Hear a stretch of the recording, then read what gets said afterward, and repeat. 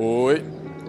Hoje, tanto o formato do vídeo quanto o conteúdo que eu vou falar aqui também vão estar um pouco diferente. Normalmente eu costumo convidar pessoas que entendem bastante de negócios, de franquias, de empreendedorismo, mas o que pouca gente sabe é que eu também sou economista e, ultimamente, eu tenho sentido bastante a necessidade de explorar alguns conceitos econômicos que são básicos, mas que a maior parte das pessoas não sabe, ou porque não tem interesse, ou porque nunca fez sentido ir atrás de saber.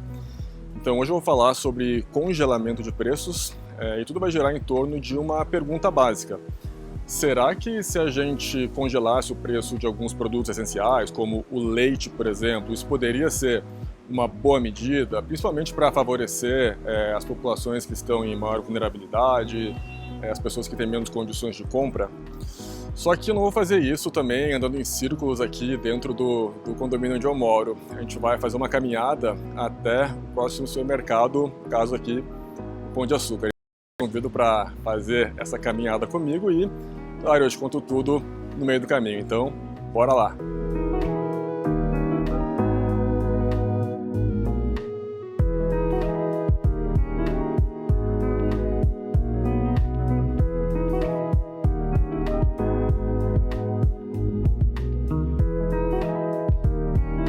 Bom, pessoal, quando eu cursei economia na PUC, lá no início dos anos 2000, nada se falava sobre escola austríaca de economia.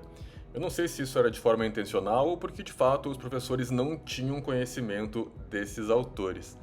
Mas isso é no mínimo curioso, uma vez que A Ação Humana, livro do Mises, e O Caminho da Servidão, livro do Hayek, foram publicados na década de 1940.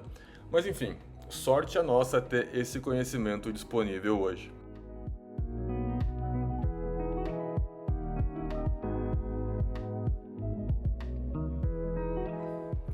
O fato é que, mesmo tendo me saído muito bem em todas as provas da faculdade, eu sentia que estava faltando alguma coisa quando eu me formei. Eu não me sentia preparado para falar da economia da vida real. A verdade é que eu saí de lá com um conhecimento bem superficial. Então você pensa, se um economista que se forma em uma faculdade renomada não se sente preparado, imagina o que sobra para a maioria da população. Hoje eu entendo que o que faltou na minha formação foi o conhecimento desses autores da escola austríaca. E é com base neles que hoje eu consigo entender e explicar o tema do nosso vídeo. Será que o congelamento de preços por parte do governo pode ser uma boa medida? Será que em algum momento isso pode ser válido?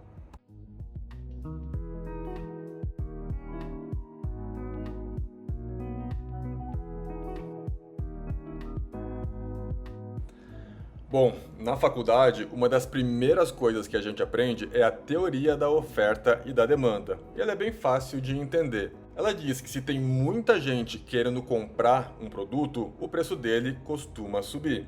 Se ninguém estiver comprando, o preço tende a cair. Até aí, tudo bem. Isso é pura ciência econômica. E o remédio natural para que o preço de um produto caia é produzindo mais desse produto, ou seja, aumentando a sua oferta. E é isso o que os empresários fazem. Eles enxergam uma boa oportunidade de negócio quando o preço está lá em cima e produzem mais para suprir essa demanda. É o que a gente chama de livre mercado. Mas o que acontece se de repente o governo decidir congelar o preço de um produto, mesmo que exista muita demanda? Será que isso pode causar algum tipo de problema? E mesmo se tiver algum problema, se for por uma boa causa, será que não vale a pena abrir uma exceção? Só para não aumentar o preço do leite, por exemplo?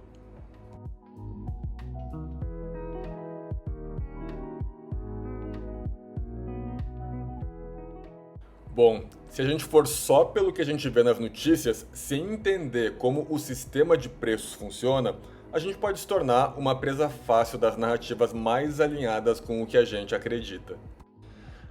Mas eu já adianto aqui que a minha intenção não é mudar o teu sistema de crenças, apenas mostrar que toda ação tem um efeito e que boas intenções podem gerar consequências negativas que não estavam previstas. Então vamos lá, eu vou contar agora 5 consequências de um congelamento de preços. E no final eu vou trazer a alternativa que eu considero mais efetiva para tratar a questão dos mais vulneráveis.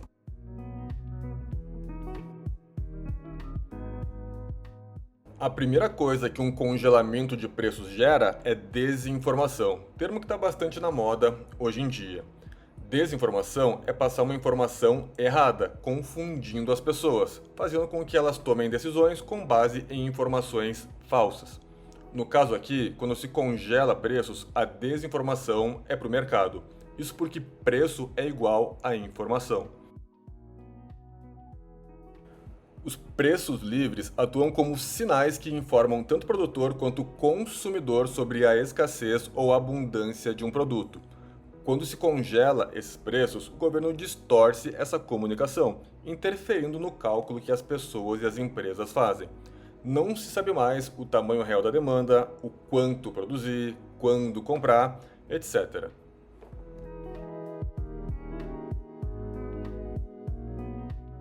A segunda consequência é gerar escassez de produtos. Isso porque o controle de preços abaixo do nível real de mercado acaba inviabilizando a produção. Isso porque, enquanto os preços de venda são congelados, os custos continuam aumentando. Assim, não há mais incentivos para investir em produção, pois não há renda suficiente para cobrir custos, resultando em falta de produtos.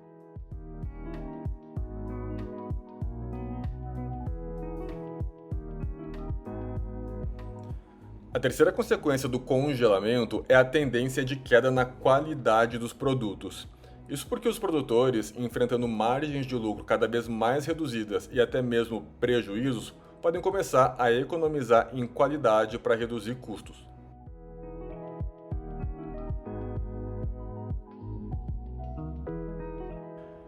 A quarta consequência do congelamento de preços é o surgimento de um mercado paralelo, aumentando ainda mais as desigualdades. Isso porque, com toda a escassez de produtos que foi gerada pela política de congelamentos, muitos comerciantes e produtores começam a vender os produtos clandestinamente por um preço maior do que o oficial.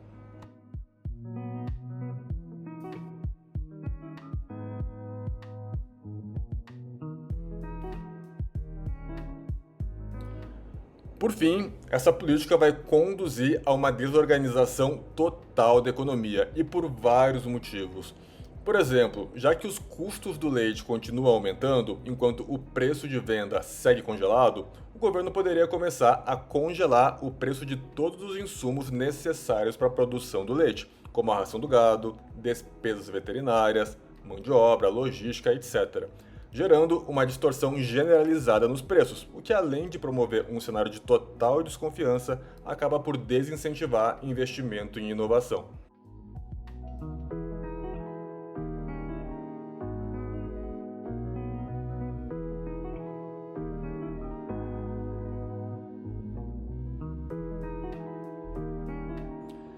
Bom, mas eu falei que a gente não ia deixar de lado os mais vulneráveis, certo? Então, no caso específico do leite, qual seria a política mais adequada? Qual que é a alternativa proposta?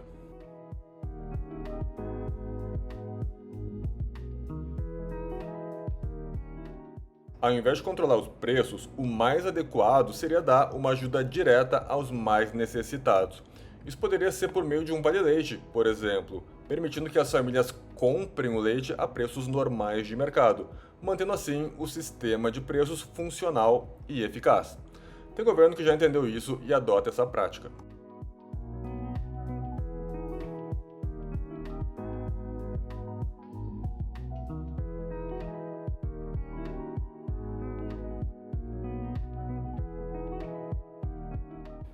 E para finalizar, esse vídeo é um grande alerta para mostrar que boas intenções ou más intenções travestidas de boas intenções podem deixar as coisas bem piores do que estavam no início, ao invés de melhorá-las. No curtíssimo prazo, pode parecer que são boas medidas, principalmente quando se enfatiza que é por uma boa causa.